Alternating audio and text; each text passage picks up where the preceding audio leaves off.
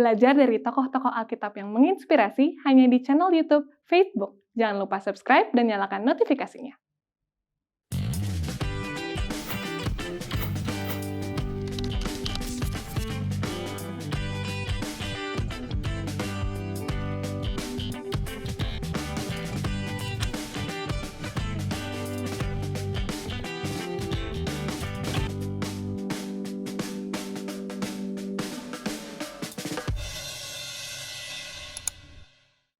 Shalom teman-teman Facebook, login lagi di Facebook episode terbaru. Semoga teman-teman juga masih dalam semangat baru dan semoga teman-teman juga selalu diberkati oleh Tuhan. Pada episode yang baru ini, aku ditemani oleh Pendeta David Zebedius. Pendeta, apa kabar Pendeta? Yana, udah lama banget nih kita gak ketemu Pendeta. Iya udah lama ya, udah sekian. Iya pokoknya udah lama ya Pendeta, udah beberapa episode yang lewat, akhirnya sama Pendeta lagi. Iya. Pendeta apa kabar Pendeta? Sehat-sehat? Keluarga sehat Pendeta? Keluarga juga sehat. Yana sehat? Puji Tuhan sehat Pendeta. Iya.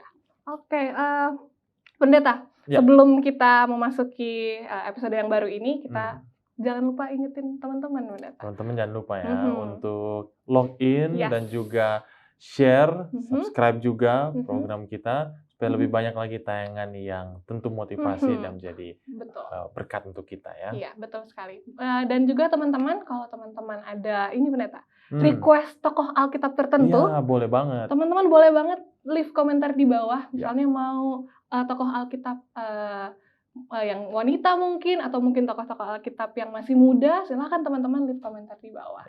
Begitu juga Pendeta, kalau teman-teman di mana saja berada, mau didoakan secara khusus, tim Doa Hope Channel juga akan mendoakan permohonan-permohonan teman-teman secara khusus. Jadi jangan lupa leave komentar di bawah. Pendeta, di episode yang baru ini nih, Pendeta, kan biasanya sebelum kita masuk ke pembahasan, kita kasih clue sedikit ke teman-teman di mana saja berada. Ini bisa dibilang salah satu kisah yang sebetulnya sudah biasa ya Pendeta, sudah biasa. Dan hubungan eratnya itu biasanya tentang persahabatan. Betul. Jadi aku mau tanya nih ke Pendeta. Pendeta dulu punya sahabat nggak? Masih ada sahabat yang masih dekat sampai sekarang? Masih ada. Masih ada ya? Masih ada. Dan kalau boleh tahu nih Pendeta, kebaikan sahabatnya Pendeta yang Pendeta masih ingat sampai sekarang itu apa? Kalau ingat tentang sahabat ya, ada satu sahabat saya, ketepatan kami satu kamar waktu di tempat kuliah ya. Oh, oke. Jadi seperti akam gitu ya. Akam sih ya benar. Orkam. Orang kamar. Iya, oke benar. Jadi teman dekat untuk kuliah dan sampai sekarang kami masih kontak-kontak, bahkan sering berbagi hal-hal yang dekat gitu ya, yang sering kita temui. Curhat-curhat lah ya. Curhat-curhat. Apalagi dia juga seorang pendeta. Oh, jadi sama ya. Sama-sama pendeta. Dan puji Tuhan kami memiliki hubungan yang dekat. Tapi saya ingat dengan perbuatan apa yang waktu itu pernah dia lakukan. Dan itu sangat berkesan untuk saya. Jadi waktu itu kami sedang ada acara, suatu acara kegiatan orang muda yang dilakukan di kampus.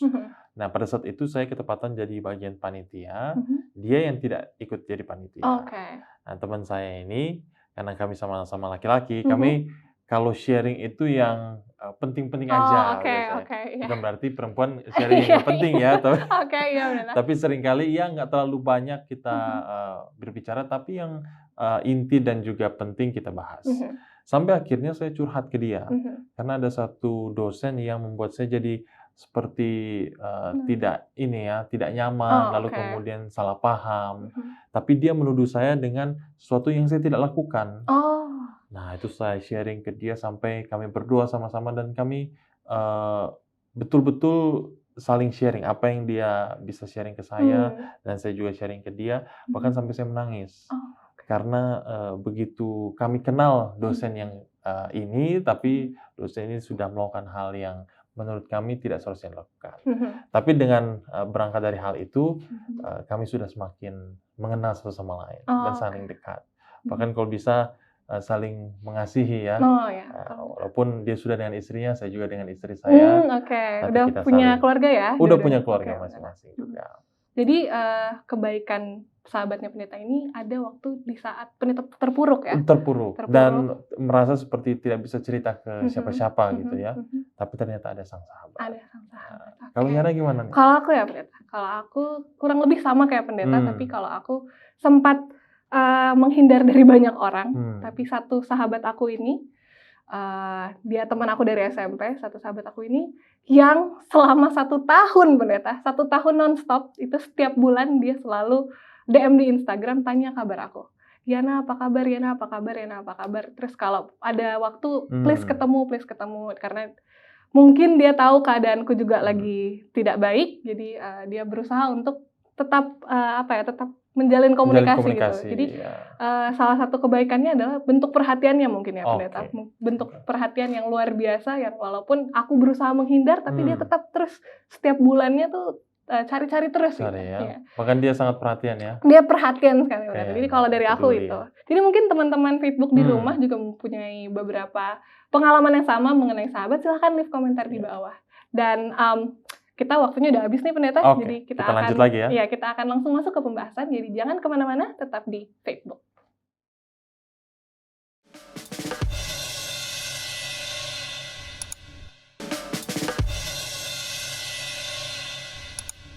Login lagi di Facebook, What's on Your Mind.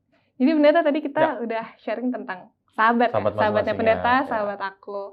Dan mungkin teman-teman Facebook juga dimanapun teman-teman berada, boleh juga nih ya pendeta untuk share cerita tentang sahabat-sahabatnya teman-teman Facebook di kolom komentar ya pendeta. Siapa tahu ada yang keingat, sahabatnya pernah buat ini, bisa di-share. Jadi kita bisa baca-baca juga dan kita bisa doakan ya, semoga persahabatannya boleh terus berlanjut. Amin.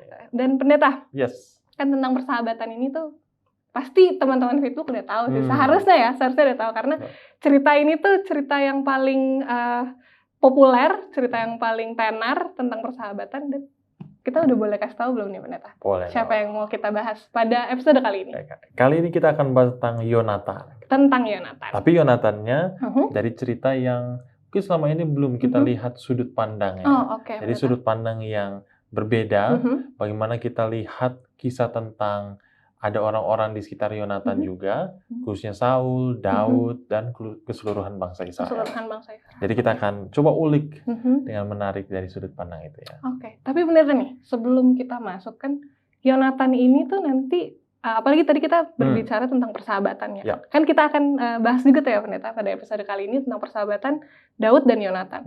Tapi sebetulnya Daud sama Yonatan ini kan nanti mereka bersahabatnya nanti. Daud itu ketemunya malah sama papanya duluan nggak sih? Sama Saulnya duluan. Jadi sebetulnya latar belakang mereka tuh kayak gimana sih? Nah ini perlu kita lihat sama-sama ya, Yana. Dan kalau kita coba buka di 1 Samuel 18, di situ awal sebenarnya Daud dan Yonatan menjalin hubungan. Tentu mereka sama laki-laki ya, tapi ini bukan hubungan yang hubungan persahabatan ya pendeta? Ini hubungan persahabatan. Jadi tidak sampai ke sana, tapi ini hubungan persahabatan yang sangat indah, tetapi kita coba lihat dulu latar belakangnya. Kalau ingat, kita kan pasti familiar dengan cerita Daud mengalahkan Goliat. Cerita anak kecil tuh biasanya. Iya, dengan alih-alih, lalu kemudian Goliat mati dengan batunya Daud.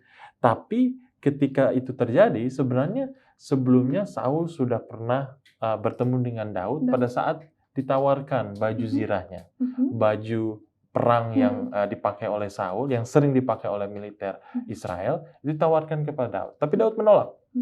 Tapi kemudian yang terjadi, Daud memenangkan pertandingan tanpa baju perang, tanpa peralatan senjata, hanya dengan alih-alih. Ketika hal itu terjadi, orang Israel sangat senang, karena bisa menghasilkan kemenangan dari peperangan dengan Filistin. Justru mereka sudah angkat tangan, ya bisa dibilang mereka pasrah. Karena siapa yang bisa mengalahkan Goliat seraksasa itu, sebesar itu, tapi kemudian Daud menjadi pahlawan bagi orang Israel. Ketika itu terjadi kan, kita berpikir, wah berarti orang Israel sudah semakin senang nih, sudah semakin sejahtera. Karena sudah menang lawan bangsa Filistin, dan tidak hanya sekali itu, sebenarnya bangsa Filistin melawan bangsa Israel. Ada perang-perang kecil yang kemudian tetap dimenangkan oleh Israel, dan menegaskan bahwa Israel tetap menjadi bangsa pilihan Tuhan yang menang dengan orang-orang yang tidak percaya Tuhan. Tapi sayangnya ada sebuah nyanyian. Nah, ini mungkin sering kita juga baca ya ayatnya. Itu nyanyian oleh para wanita. Nah, wanita itu katakan apa? 1 Samuel 18 ayat 7. 1 Samuel 18 ayat 7. ayatnya yang ke-7. Dan perempuan yang menari-nari itu menyanyi berbalas-balasan. Katanya, Saul mengalahkan beribu-ribu musuh, tetapi Daud berlaksa-laksa. Nah, ini dia.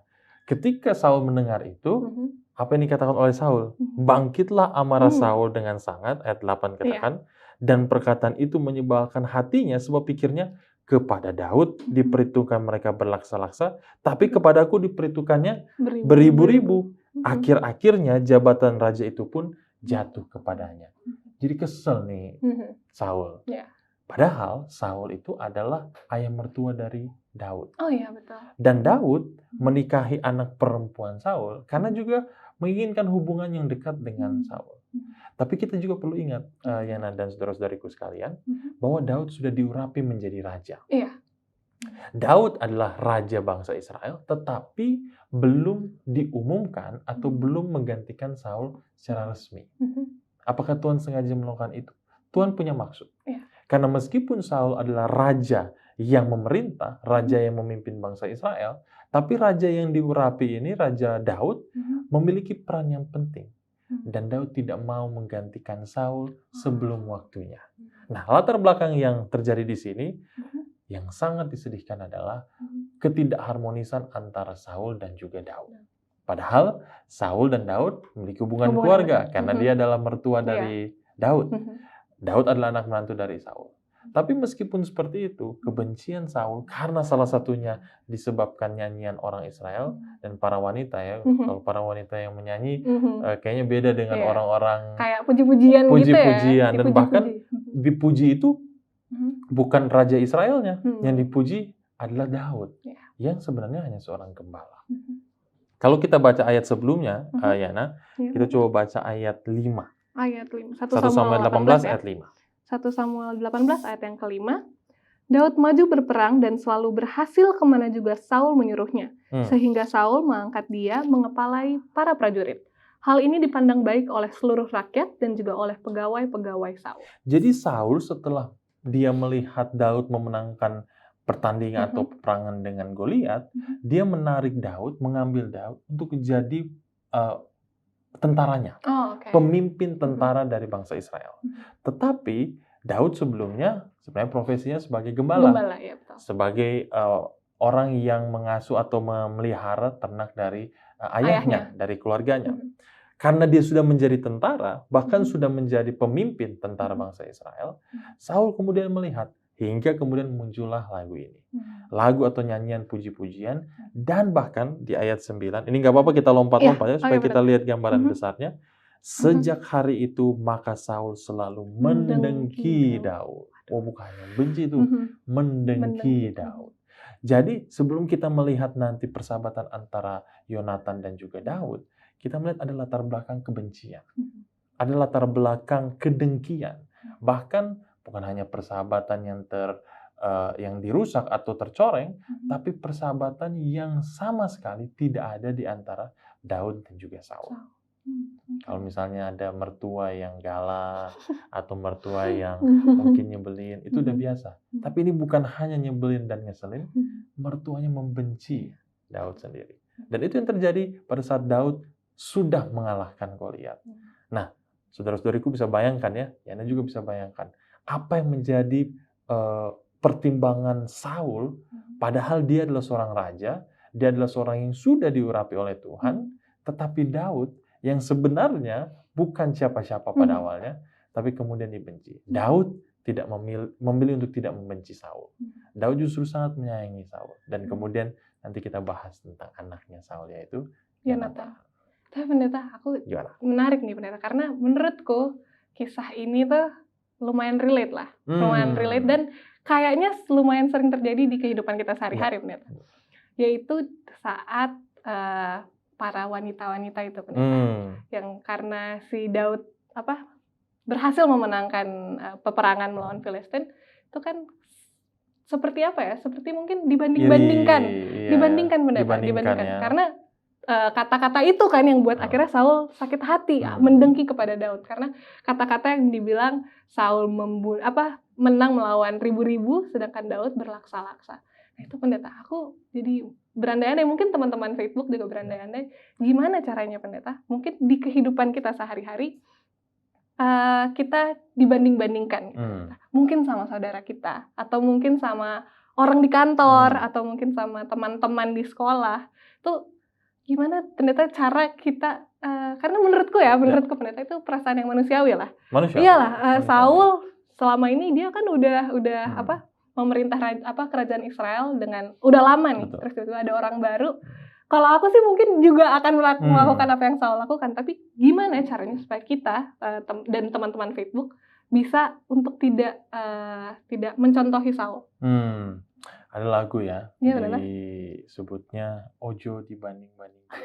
Oh ya betul. Itu ada lagu ya, lagu Jawa. Lagu yang lumayan viral ya. Viral ya. Jangan dibanding-bandingkan, betul. teman-teman. Tapi memang kenyataannya di kehidupan kita sering ada yang membanding-bandingkan, ya kan? Sering ada yang kenapa bukan si ini? Lebih baik si itu, ya kan? Kenapa bukan saya? Lebih baik orang itu. Dan dalam dunia pekerjaan, bahkan juga dunia pelayanan di gereja ataupun di mana saja ya, kita melayani, seringkali juga ada yang membanding-bandingkan. Nah, Saul sebenarnya memiliki pilihan untuk tidak melihat Daud sebagai kompetitornya. Punya pilihan. Kenapa? Karena Saul tetaplah satu-satunya raja.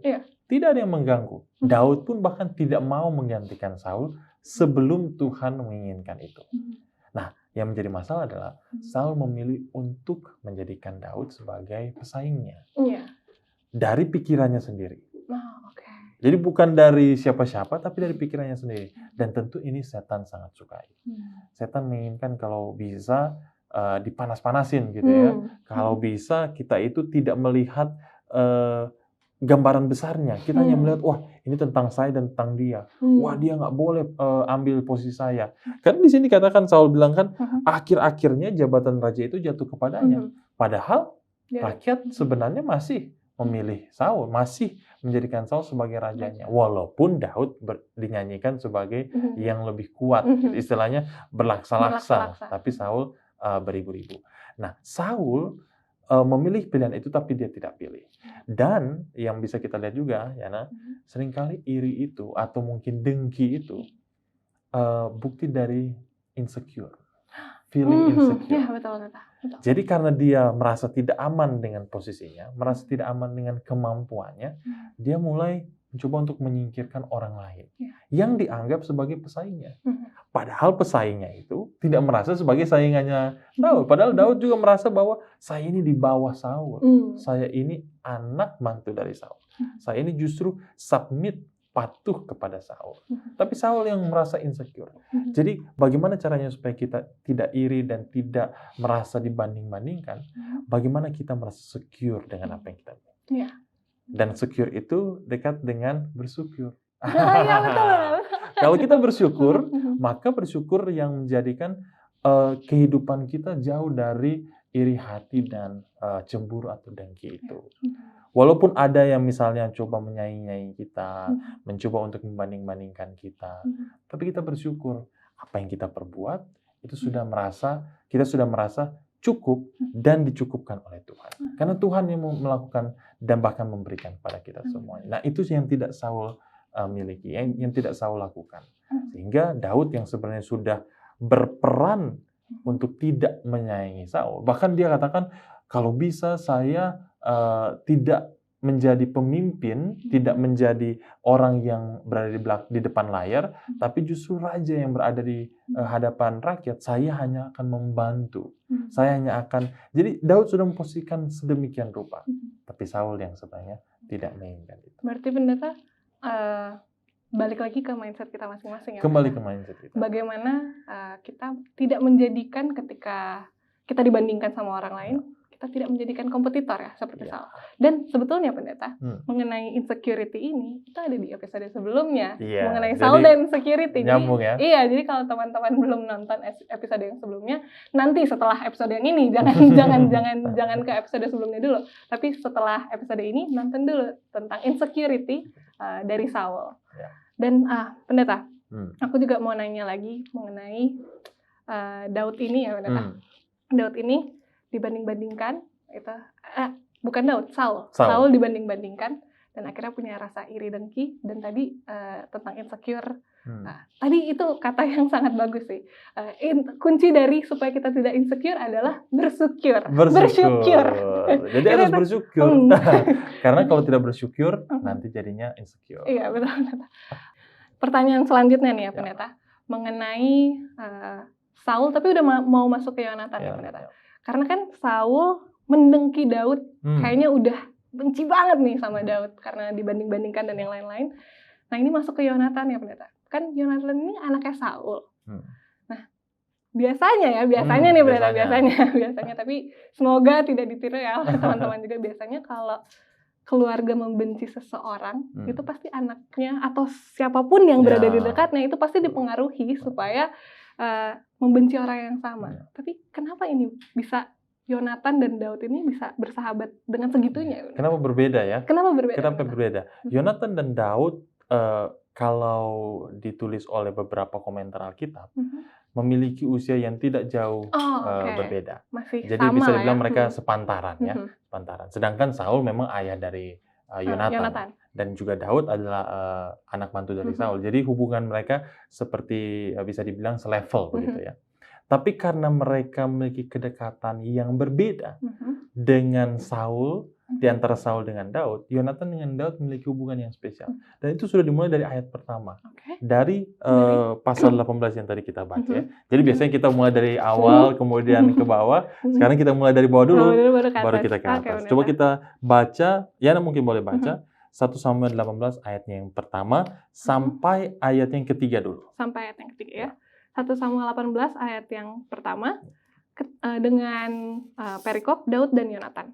Ketika Daud habis berbicara dengan Saul, berpadulah jiwa Yonatan dengan jiwa Daud, dan Yonatan mengasihi dia seperti jiwanya sendiri.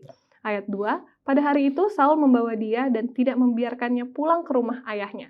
Lalu ayat 3, Yonatan mengikat perjanjian dengan Daud karena ia mengasihi dia seperti dirinya sendiri. Jadi bisa dibayangkan ya, jiwanya berpadu. Ini kata yang atau kalimat yang jarang ditulis di Alkitab. Ya, betul. Jadi bahkan terjemahan lainnya itu jiwanya itu seperti dijahit, seperti disatukan. Kalau laki-laki dan perempuan dalam pernikahan itu wajar ya, karena disatukan jiwanya. Tapi ini dua orang, laki-laki, persahabatannya dipadu, disatukan, dijahit sedemikian rupa, bahkan diulang 2 kali, karena ia mengasihi dia seperti dirinya sendiri. Jadi Yonatan mengasihi Daud itu seperti dia mengasihi dirinya sendiri. Betapa erat, betapa dekatnya mereka. Dan ini mengawali pasal 18 untuk menjelaskan apa yang terjadi nanti kepada Saul dan Daud. Jadi antara Saul dan Daud memang ada krisis kepercayaan, krisis hubungan, tetapi dengan Yonatan, jiwa mereka sudah berpadu. Ayat 4 dikatakan, Yonatan menanggalkan jubah yang dipakainya dan memberikannya kepada Daud, juga baju perangnya, sampai pedangnya, panahnya, dan ikat pinggangnya. Nah, kita ingatkan Daud menolak baju perangnya Saul ketika dia mau menghadapi Goliat. Tapi baju perang dan baju jubah yang dipakai oleh Yonatan ini tidak ditolak oleh Daud. Karena, itu kenapa tuh kira-kira ya? Karena Yonatan memberikan itu dengan kasih.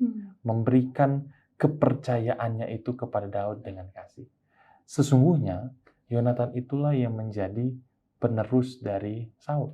Kalau bisa dibilang kan, ya, secara logika kan anak dari raja yang akan meneruskan tampuk pemimpinan dan kerajaan. Tetapi Yonatan tahu bahwa Daud yang dipilih Tuhan. Daud yang menjadi pilihan dari sang raja yang memimpin bangsa Israel. Dari Tuhan alam semesta yang memilih Daud untuk menjadi raja bangsa Israel. Jadi Yonatan percaya kepada Daud dan memberikan jubah kebesarannya itu untuk Daud. Ya. Nah, dengan ini persahabatan Yonatan dan Daud itu terjalin dengan erat meskipun Saul, ayahnya dari Yonatan sendiri itu sangat membenci Daud. Nah, ini luar biasa sekali. Kenapa dia tidak terpengaruh? Karena memang sejak dari awal jiwanya sudah berpadu dengan Daud. Dan Yonatan melihat bahwa Daud adalah pilihan Tuhan. Daud tidak pernah mengorbankan prinsipnya hanya untuk hal-hal yang melanggar hukum Tuhan. Jadi Yonatan melihat. Oke. Wah, ini kisahnya aku semakin termasuk dalam ceritanya karena semakin ini ya.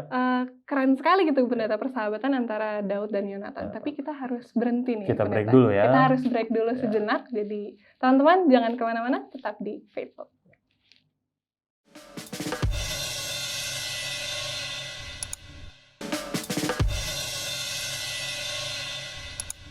Lagi-lagi di Facebook, What's on Your Mind.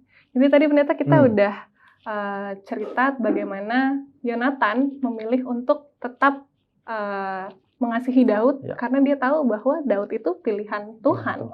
Jadi, dan Daud tidak memanfaatkan kemenangan yang sudah dia peroleh dari Tuhan melawan Goliat dengan menyanyiakan apa yang Tuhan berikan padanya. Jadi Yonatan sangat tahu kan hal itu. Nah, pendeta itu aku jadi terpikir deh pendeta.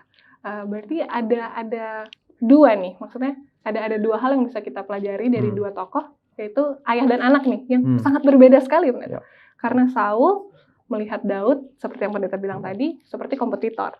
Sedangkan Yonatan, karena dia karena dia terus memandang kepada Tuhan dan mengingat bahwa pilihan Tuhan adalah Daud, akhirnya dia tidak membenci, tidak ikut-ikutan ayahnya untuk membenci Daud. Nah, mungkin itu juga yang bisa menjadi pesan buat kita ya pendeta, yaitu dalam kehidupan kita sehari-hari bagaimana kita mempunyai hubungan bersama Tuhan. Nah, yaitu kalau kita tetap berada dengan Tuhan, kita bisa melihat segalanya tuh bukan dengan dengki, bukan dengan iri, tapi kita bisa melihat mungkin nih ketika kita dibanding-bandingkan kan biasanya di kehidupan kita sehari-hari ya seringnya pendeta mungkin oleh orang tua atau mungkin oleh teman-teman kita sendiri, orang-orang terdekat kita sendiri. Ketika kita dibandingkan, mungkin hal yang paling utama, yang paling pertama keluar adalah seperti Saul. Tapi di kisah Yonatan, ketika Yonatan memberi teladan bahwa kalau kita bersama-sama dengan Tuhan, kalau kita tetap mengingat bahwa pilihan Tuhan, ada hal-hal yang memang Tuhan sudah tetapkan dan kita mengikuti perintah Tuhan itu, kita tidak akan dilingkupi oleh kebencian ya benar. Kita akan penuh dengan kasih, bahkan mungkin membantu Daud Daud untuk menjalani kehidupannya yang bisa dibilang sulit lah pendeta. Dikejar-kejar sama ayahnya dia, itu kan gimana ya? Mungkin kalau di dalam kehidupan kita sehari-hari kita nggak memiliki kondisi yang sama, tapi setidaknya ketika kita dibanding-bandingkan oleh orang-orang di sekitar kita harus mengikuti teladan Yonatan, yaitu ingat bahwa Tuhan mempunyai purpose mempunyai tujuan untuk kita masing-masing, dan akhirnya karena Yonatan tetap mengingat akan pilihan Tuhan, dia boleh instead of membenci Daud, dia boleh mengasihi Daud. Jadi Yonatan itu memilih untuk tidak membenci Daud. Karena memang kalau dipengaruhi oleh ayahnya atau keluarganya, Yonatan bisa saja terpengaruh. Tapi karena Yonatan juga tahu bahwa Tuhan itu tidak hanya memelihara bangsa Israel untuk saat ini saja, tapi juga untuk masa depan. Oleh sebab itu pada saat dia melihat Daud, dia melihat Daud ini untuk masa depannya bangsa Israel. Kalau Yonatan berpikir tentang ambisi pribadinya, Yonatan mungkin berpikir, orang memang harus dibenci kok, kan saya yang akan jadi raja, ya kan? Saya yang akan menjadi penerus ayah saya. Tapi Yonatan lihat, ini yang perlu kita ingat juga, Yana. Ketika kita memiliki sahabat, ataupun kita belum memiliki sahabat, tapi ada orang-orang di sekitar kita, kita tetap harus melihat pada Tuhan. Bukan kepada orang atau sesama kita. Karena Saul melihat Daud, bukan karena Daudnya yang salah, tapi karena Saul melihat Daud dengan pemikiran yang salah, maka kemudian dia mendengki Daud. Yonatan, ketika dia melihat Daud, dia tidak hanya melihat Daud, tapi dia melihat Tuhan. Karena dia melihat Tuhan, maka Daud menjadi pilihan Tuhan yang dia sangat pahami, yang bahkan dia sangat kasihi. Ketika Yonatan mati, Yana, kalau kita coba buka ya, di 2 Samuel 1 ayat 26. 2 Samuel 1. 2 Samuel 1 ayat 26. Ini setelah sekian banyak cerita yang kemudian di antara Saul. Saul kan sampai kejar-kejar Daud, ya kan. Kemanapun Daud pergi, Saul ingin membunuh Daud. Bahkan sampai ke gua, sampai ke padang gurun. Itu Saul uber terus Daud. Kemanapun dia pergi, pokoknya harus sampai mati. Akhirnya Saul dan Yonatan meninggal di tempat yang sama. Di tempat pertempuran yang bahkan Daud tidak ada di situ.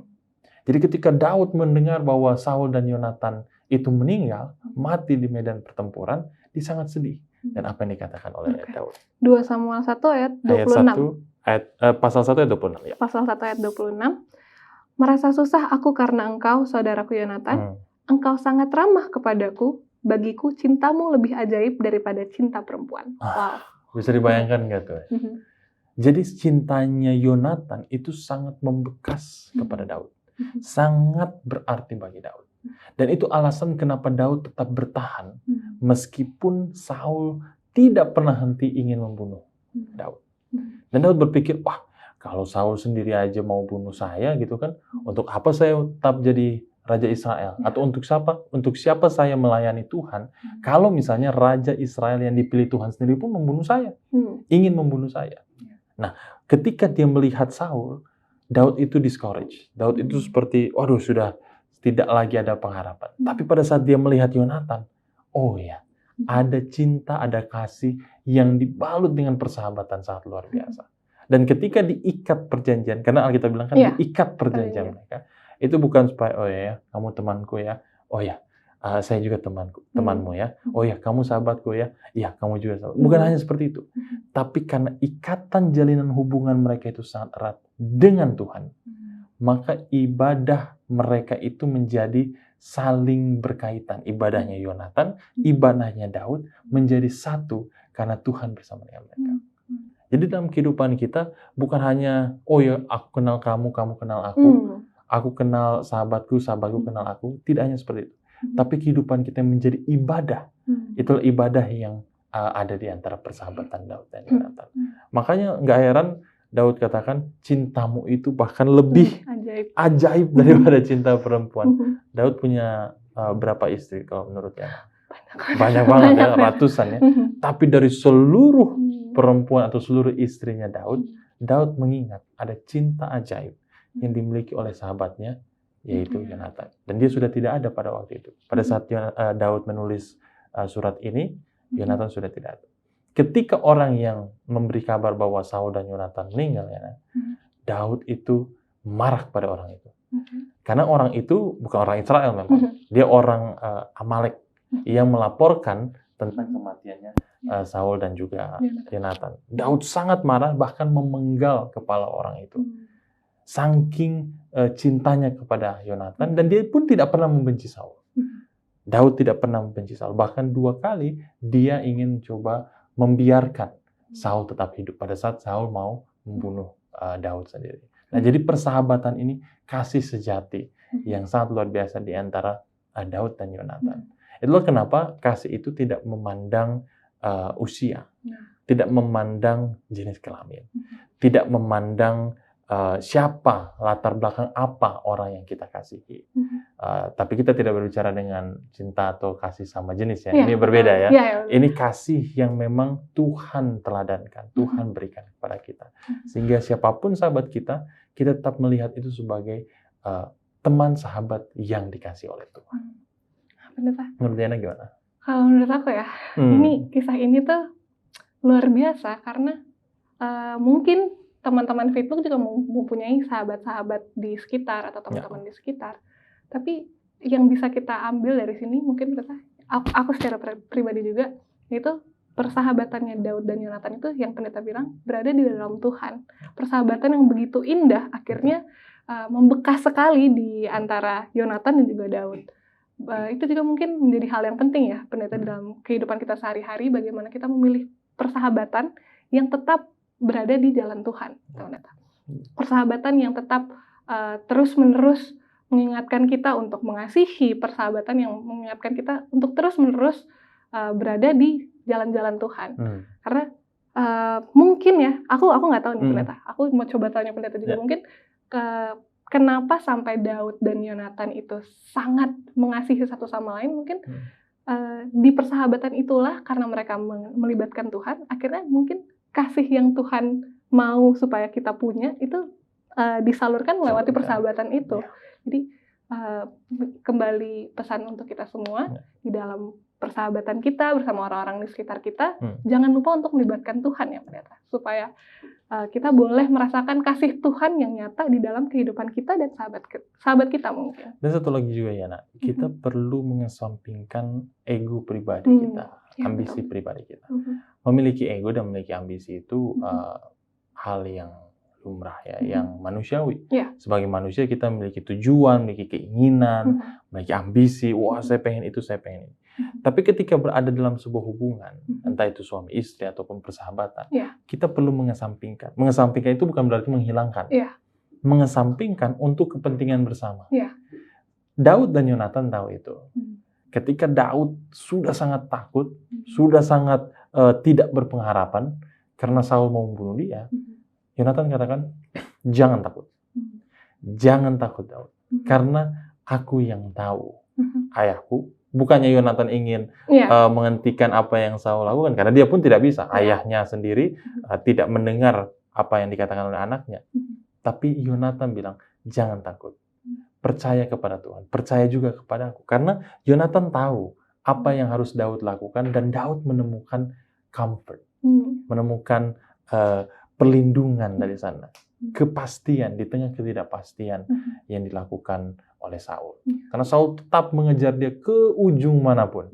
Tapi Daud menemukan kepastian berada dalam persahabatannya dengan Yonatan. Dan ini sangat luar biasa. Kadang kita berpikir ya, teman-teman dan Yana juga, kita berpikir, wah, kalau misalnya nanti saya disalah mengerti, atau saya karena Daud ini disalah mengerti oleh Saul, kan? Betul. Daud ini bisa dibilang dituduh oleh Saul, difitnah oleh Saul, tetapi Daud tidak bisa melakukan apa-apa.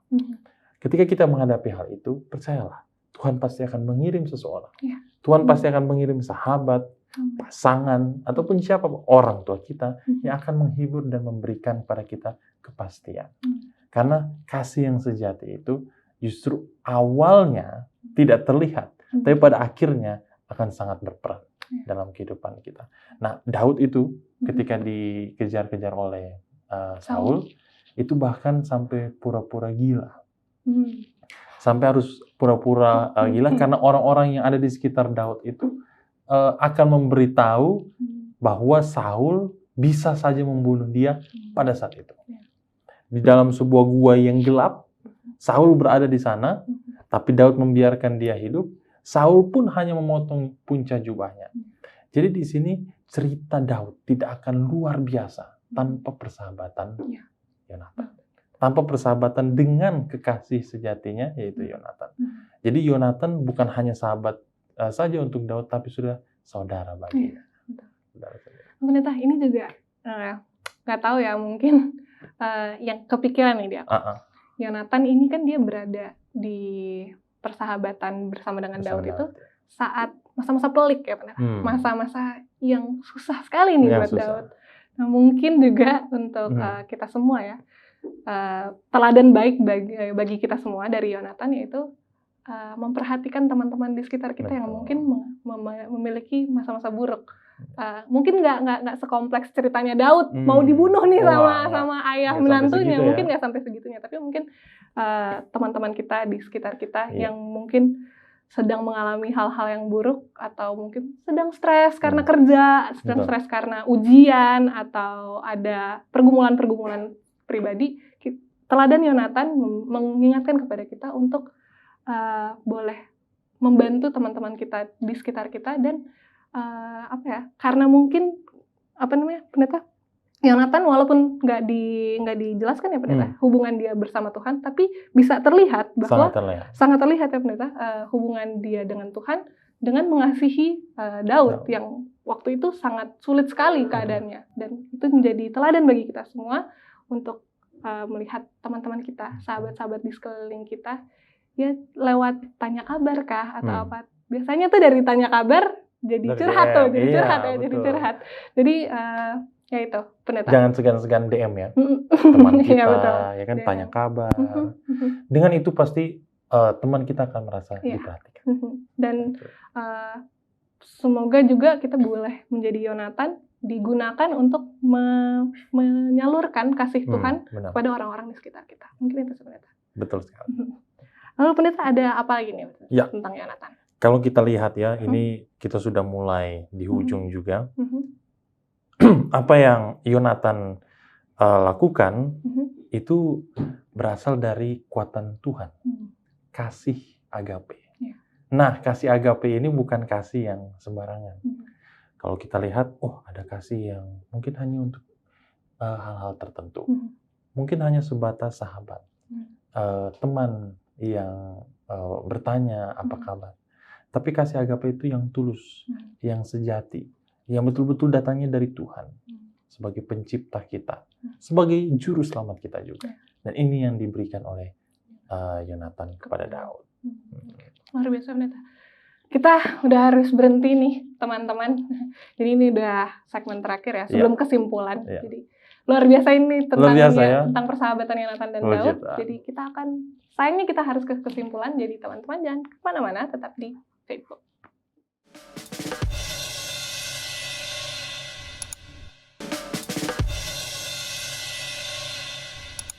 Login lagi di Facebook What's on Your Mind. Data kita udah di segmen terakhir ya, di kesimpulan. Banyak sekali hal-hal yang sebetulnya bisa kita pelajari mengenai persahabatan dengan Yonatan dan Daud. Tapi kita kasih kesimpulan satu-satu nih, pendeta. Jadi dari aku dulu boleh, pendeta?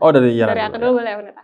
Kalau dari aku, pendeta, persahabatan Yonatan dan Daud ini mengingatkan aku kembali untuk melibatkan Tuhan dalam persahabatanku. Supaya nantinya boleh menjadi seperti Yonatan dan Daud, kasih Tuhan itu ada di dalam persahabatan itu. Dan akhirnya membekas sekali, karena ya memang kasih Tuhan itu seperti itu di dalam kehidupan kita, yang harus membekas dan akhirnya boleh kita salurkan ke orang-orang lain. Jadi mungkin kalau dari aku, pendeta, yang sangat membekas juga nih, yaitu bagaimana kita melibatkan Tuhan di dalam persahabatan kita.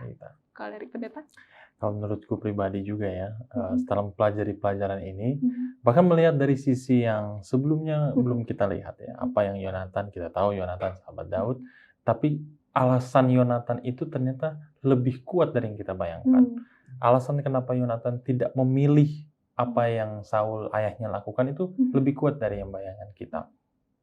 Jadi Daud memiliki pengharapan dan juga kepastian karena persahabatan dengan Yonatan, dan kepastian itu karena unconditional love, kasih yang tidak memandang siapa-siapa, tidak ada syarat, dan bahkan tidak lekang oleh waktu. Jadi sampai kapanpun, bahkan sampai maut menjemput dari Yonatan sendiri, karena dia mati bersama dengan ayahnya, itu yang ditunjukkan oleh Daud. Dan Daud mengumpulkan tulang-tulang dari Yonatan dan Saul terutama juga untuk dikuburkan secara terhormat. Nah, ini simbol untuk zaman dulu, ini simbol adalah penghormatan terakhir yang dilakukan oleh siapa saja kepada mereka yang sudah meninggal. Jadi persahabatan Daud dan Yonatan ini karena landasan kasih yang tidak berkesudahan tadi, yang tidak ada syarat, bahkan kasih agape atau kasih yang bersumber dari Tuhan itu menjadikan Daud dan Yonatan sebagai orang yang sangat berperan penting bagi bangsa Israel. Jadi persahabatan Yana dengan sahabat Yana itu akan memiliki peran penting tidak hanya untuk berdua, tetapi juga untuk orang sekitar kita, untuk keluarga kita, atau bahkan dengan teman-teman kita lainnya. Jadi kasih itu sangat luar biasa sehingga meningkatkan kita satu sama lain untuk peran yang lebih besar, untuk peran yang luar biasa. Yonatan kan bisa berpikir, ya ngapain capek-capek bela Daud gitu ya, ngapain capek-capek harus tidak mengatakan yang sesungguhnya kepada Saul, karena Yonatan menahan informasi yang dia ketahui dari Daud, sehingga Saul tidak akan mengetahui dan membunuh Daud. Tapi Yonatan tetap memegang prinsip itu, persahabatannya dengan Daud, bahkan menghibur Daud dan meneguhkan Daud. Kalau Daud tidak mendapatkan itu, mungkin Daud tidak akan jadi Raja Israel. Karena Daud sudah mundur dulu, ya kan? Mundur duluan sebelum waktunya untuk Daud. Tapi Daud tetap sampai akhir, bahkan dia berkabung sedemikian rupa untuk waktu yang cukup lama, sampai akhirnya dia menjadi Raja Israel. Jadi rajanya Israel ini bertahap. Pada saat Daud sudah menjadi raja, itu tidak terus-menerus, tapi kemudian dia menjadi raja dengan cara Tuhan. Puji Tuhan, pendeta boleh berdoa untuk kita berdoa pelajaran? Ya, untuk pelajaran ini ya. Saudara-saudariku, mari kita berdoa. Bapa di surga, kami bersyukur karena pada saat ini belajar kembali, mengingat kembali bahwa ada persahabatan yang telah ditulis oleh Alkitab melalui Daud dan Yonatan. Ajari kami untuk mengerti dan mengaplikasikan kasih yang indah ini bersama dengan sahabat kami, dengan orang terkasih kami dimanapun berada. Sehingga kami dapat menjadi refleksi cinta Tuhan di dalam dunia ini, sehingga kehidupan kami juga menjadi berkat, dan pada akhirnya kemuliaan bagi nama-Mu. Berkatilah seluruh saudara-saudari yang mendengar dan juga menyaksikan tayangan ini, sehingga kami dapat selalu diberkati, dan sampai kami bertemu di episode selanjutnya, Tuhan saja yang menyertai kami. Mohon ampun dosa kami ya Tuhan, di dalam nama Yesus kami berdoa. Amin. Terima kasih banyak pendeta untuk pelajaran yang luar biasa. Terima kasih banyak. Dan kita nggak mau berhenti ya pendeta, untuk ingetin teman-teman di rumah untuk login di channel Facebook ini, dan juga follow semua sosial media Hope Channel. Dan apabila teman-teman punya request ya pendeta, request tokoh Alkitab tertentu, leave komentar di bawah. Dan lagi permintaan doa, kalau teman-teman punya permintaan doa, leave komentar di bawah. Dan juga jangan lupa untuk share. Jadi bukan cuma teman-teman yang terberkati, tapi teman-teman yang lainnya boleh juga terberkati oleh episode-episode Facebook. Jadi terima kasih pendeta. Terima kasih. Kita sampai di sini dulu. Shalom, Tuhan memberkati.